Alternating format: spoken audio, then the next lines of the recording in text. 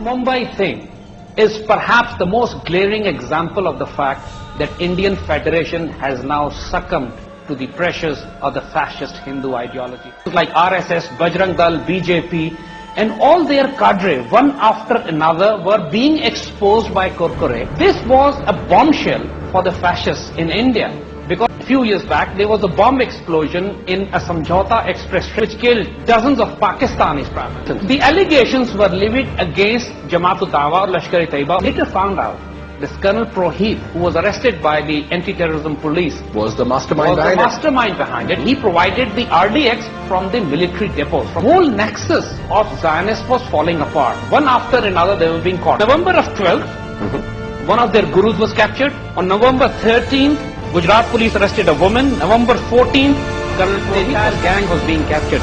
A police officer who was investigating that, under the cover of this facade, they were able to assassinate Kurkure and his entire team. And within 15 minutes, Kurkure was shot with 9mm pistols. The pistols that those terrorists were not carrying. And these pistols were used by Indian police. Anybody who knows guns know .30 is not 9mm. They show the picture of a .30 caliber pistol, but then they write underneath it's a 9mm. It's like showing a 155mm howitzer and saying it's an 8-inch mortar.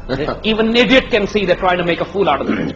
RAW, Research and Analysis Wing, and Mossad are trying to fix up some kind of evidence against Pakistan. But in the heat of the moment, lots of information came out, because they were trying to do too many things too quickly. Primarily, they wanted to create a 9/11, but idiots as they are, they could not handle it properly.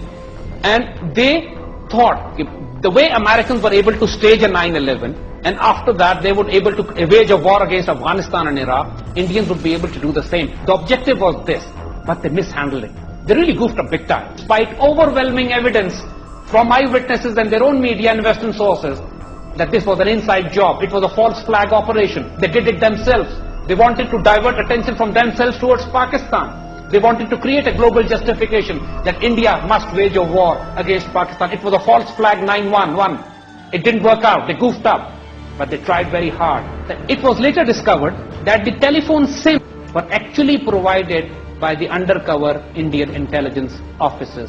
And his article, Tehelka exposed it, Misra writes it, and we present it today, categorically suggesting that Red Fort operation was also a covert operation by RAW to rope Pakistan in, creating a justification that Pakistan is ISI and Pakistan security establishments are terrorist organizations. Again, their own sources exposing them.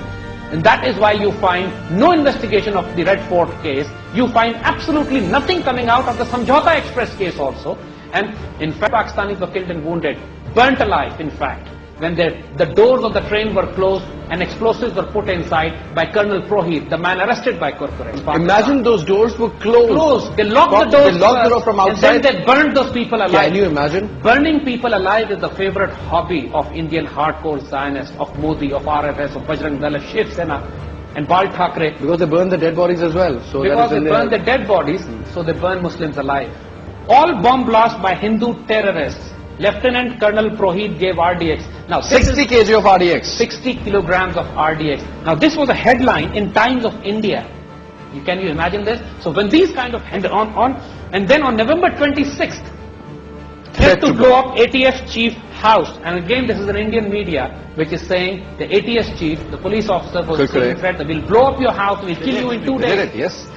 See the timeline. You discussed the timeline. Headline was Hindu extremists behind Samjhauta Ajmer blasts. That's November 15th. Things are building up now. November 15th again, shocking first. Woman held in a 2002 Gujarat riot case. November 15th. November 13th, Malignant blast UP religious leader on NDA dropout. November 29th, after the Mumbai thing, Kurkure's wife declines Modi's compensation offer. Now, Interpol has been sidelined. They've got absolutely no intelligence, no information, no proof of this so-called Pakistan's involvement in Mumbai. Pakistan is offering, we'll send our investigators, let's bring the proof together, we'll sit together and we'll see what you have got. But Indians would never do this. Why they would never do this? Because Indians are saying is RSS and Mossad killed the police chief because they do not want anybody to investigate them. How can they allow anyone from Pakistan to go? Now we have come to the very interesting statement, and this is the icing on the cake. This is the funniest part of it. You see, Ajmal Kasab, so-called, is from Pakistani village, and this boy is supposedly a 4th grade dropout. It's impossible that he speaks English, and it's even more impossible that he would understand Hindi, the Indian language. He writes a statement, and 4,000 cops, commandos, special forces kept battling them for what, 60 hours? Yeah, that's what they said. Wow, that's some score, that's some performance, that's some efficiency. 400 The 9 names that the Indians have given, why is nobody investigating them? Let's find out who those 9 people are. Indians are not even pushing you call the Ajmal Kasab. What is the proof that he's Ajmal Kasab? What is the proof that the man is the actual terrorist? Even if he's Ajmal Kasab, what is the proof that he was involved in that terrorism? And the man is so calm and composed. Walking as And I can tell you this, even the most cold-blooded killers cannot walk like this the way that man is walking. It's a photo op. It's a photo shoot it was. What they're saying is, those men got down from the boat onto the beaches of Mumbai, took taxis, 2 taxis. They sit in separate taxis. Why was that so? Suppose when they were pairing together, and so the 2 taxis were supposed to follow each other, apparently, and then they get down and put and plant bombs in those taxis. While they walk away, the bombs explode behind them, killing the taxi drivers. What kind of rubbish story this? Even script writers could come up with better stories. I mean, I have seen comedies, but this beats them all. And the terrorists walk into the railway lines, start slaughtering people left, right, and they kill hundreds of people, and they don't get shot themselves. What kind? Even the weirdest of Hollywood or Bollywood movies don't come up with this kind of stupid plot. Matrix. They kill almost 200 people, kill or wounded. Can you imagine how much ammunition they would 200 people? You need to fire thousands of bullets. How, absolutely. You see? And then they walk out from the railway station and start walking on Mumbai street, and they're on the road. And then they conduct some adventures. They hijack a police vehicle, they kill so many policemen. They hijack a police vehicle. And then they drive and they hijack another car, and then they come across a barricade of police, and finally an exchange of fire takes place, and Ismail was killed and Ajmal Kasab was captured alive. Two things are very, very critical. One thing is, the one picture of Ajmal Kasab and Ismail shows them at the gate of a hotel, and the funny part is, they never reached any hotel. Right after the railway station, supposedly they were killed and captured on the roadside. So how come their picture is shown in a hotel? They were captured within the first hour of the operation, according to this dossier. Okay. But the news of his being captured alive came to us after 60 hours. Indian media says they have killed all and captured 1. And remember this, the Belfast Telegraph reports categorically says they captured so many people, not 1, but they let them go. They were Mauritanians, they were British, and they were Malaysians. Those people had LSDs, drugs, had mind-altering drugs in their blood. LSDs, you're talking about. And those men were drugged and they were used. Coming to the segment where Indians says that they have captured the communication, telephonic conversation between their handlers in Pakistan and the terrorists. And the conversation they give is from the Jewish house. And the fact of the matter is, that this information cannot be verified for simple reason that both these men supposedly whom they placed in the Jewish house were dead. So the dead people don't speak.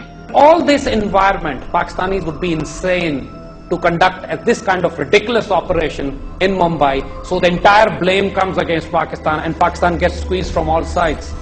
On the other hand, the Indians stand to gain everything. They're hardliners, as we have said earlier.